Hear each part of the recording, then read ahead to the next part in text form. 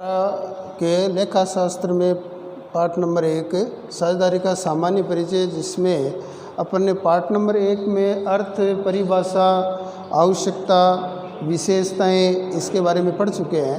अब पाठ नंबर 2 में साझेदारी के प्रकार पढ़ेंगे। प्रकार है वो 4 है: दायित्व के अनुसार, समय के अनुसार, उद्देश्य के अनुसार और वैधता के अनुसार। तो सबसे पहले दायित्व के अनुसार, इसमें 2 प्रकार से हैं: सीमित दायित्व और असीमित दायित्व। सीमित दायित्व का मतलब है कि साझेदारों का दायित्व है वो सीमित होता है उसकी पूंजी तक। यदि व्यवसाय में हानि होती है और उसकी पूंजी लेने के बाद भी यदि उसका दायित्व पूरा नहीं होता है तो वो अपनी निजी संपत्ति से कुछ भी नहीं देगा, तो इस प्रकार वो सीमित दायित्व कहलाता है। दूसरा असीमित दायित्व ऐसा दायित्व है जो उसकी पूंजी की भरपाई करने के बाद भी वो लॉस पूरा नहीं हो रहा है तो वो अपनी निजी संपत्ति बेच करके पूरा करता है, तो वो असीमित दायित्व कहलाता है। तो 2 प्रकार हो गए, सीमित दायित्व और असीमित दायित्व।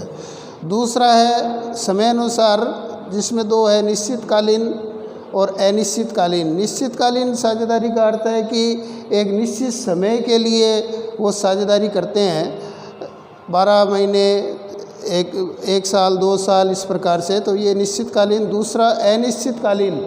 अनिश्चितकालीन में समय जो है वो तय नहीं होता है, 6 महीने बाद भी बंद हो सकता है, 12 महीने बाद भी हो सकता है, तो ये अनिश्चितकालीन।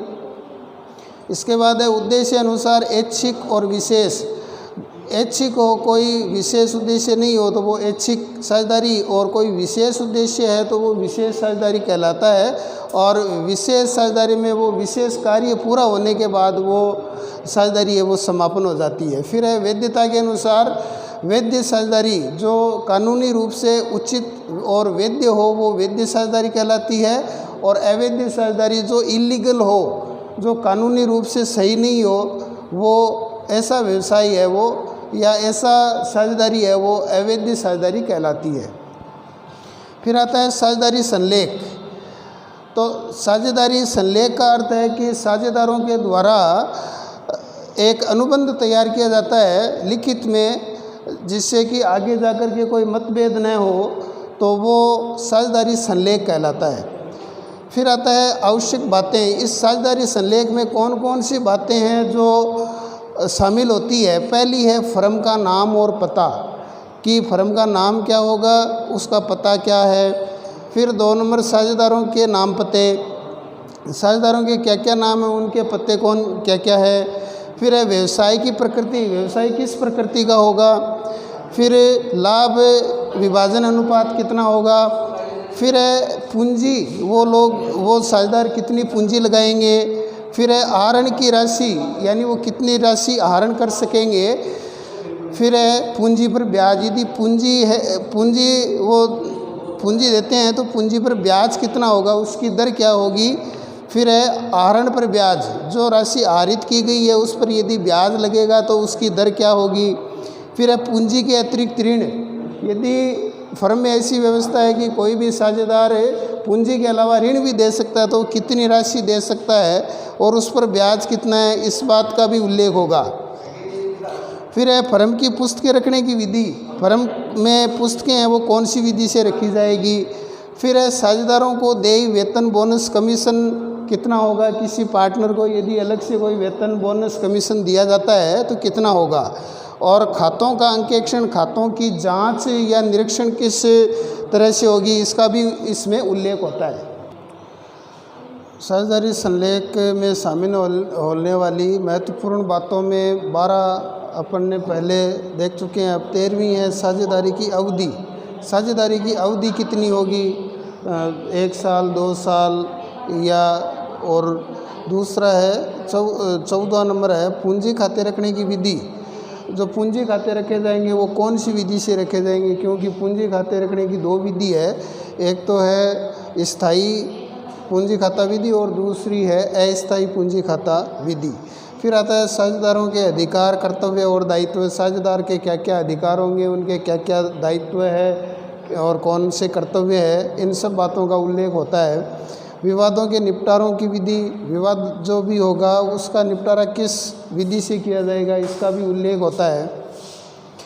फिर है नए साझेदार के प्रवेश पर प्रावधान, कोई भी नया पार्टनर यदि जुड़ता है तो उसके लिए क्या प्रावधान होंगे, इसका भी उसमें उल्लेख होता है। फिर है समापन की विधि व परिस्थितियाँ, फर्म यदि समापन होती है तो उसकी क्या विधि है और किन किन परिस्थितियों में समापन हो सकती है।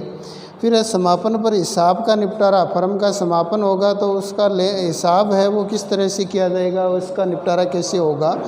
फिर आता है ख्याति का समायोजन, जब भी कोई पार्टनर प्रवेश करता है या कोई अवकाश ग्रहण करता है यानी छोड़ के जाता है या किसी साझेदार की मृत्यु हो जाती है तो उस समय ख्याति का एक समायोजन किया जाता है, वो कैसे होगा। ख्याति का अर्थ है कि एक व्यवसाय जिसका अट्रैक्शन, जिसके कारण ग्राहक चल कर जाते हैं, उसका समायोजन किस प्रकार होगा।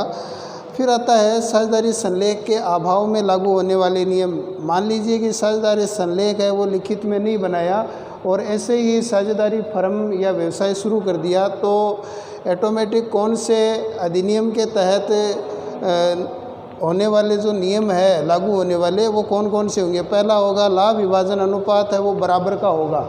यदि इन्होंने साझेदारी संलेख नहीं बनाया है तो लाभ हानि को वो बराबर बांटेंगे। दूसरा है पूंजी पर ब्याज नहीं दिया जाएगा, इन्होंने जो पूंजी लगाई है उस पर कोई ब्याज नहीं मिलेगा। तीसरा है उन पार्टनरों ने कोई आहरण किया है राशि तो उस पर कोई ब्याज वसूल नहीं किया जाएगा। फिर है साझेदारों को कोई पारिश्रमिक देय नहीं होगा, यानी साझेदार अलग से कोई काम करते हैं उसको वेतन, बोनस, कमीशन इस प्रकार का पारिश्रमिक देय नहीं होगा। फिर है पूंजी के अलावा ऋण पर 6% ब्याज, यदि कोई साझेदार पूंजी के अलावा ऋण भी देता है फर्म को तो उस पर 6% की दर से ब्याज देय होगा। फिर है संचालन सभी के द्वारा किया जाएगा, ऐसा नहीं है कि कोई एक ही व्यक्ति करे, संचालन सभी को ये अधिकार होगा कि वो संचालन करें।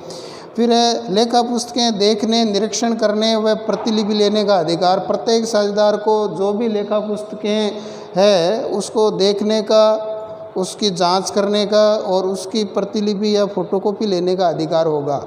तो ये साझेदारी संलेख में कौन कौन सी बातें थी और साझेदारी संलेख में संलेख के अभाव में लागू होने वाले नियम कौन कौन से हैं, ये अपन ने पढ़ा है। अब इसका गृह कार्य है, इसमें पहला प्रश्न है साझेदारी के प्रकार बताइए, जो मैंने पहले आपको बताए हैं 4 प्रकार थे वो लिखने हैं। दूसरा है साझेदारी संलेख में शामिल होने वाली आवश्यक बातें, जैसे ये अभी 13 से इसमें है और 1 से 12 तक पहले था। फिर है तीसरा साझेदारी संलेख के अभाव में लागू होने वाले नियम, ये जो 7 नियम है ये आपको याद करना है, लिखना है और फिर व्हाट्सएप करना है।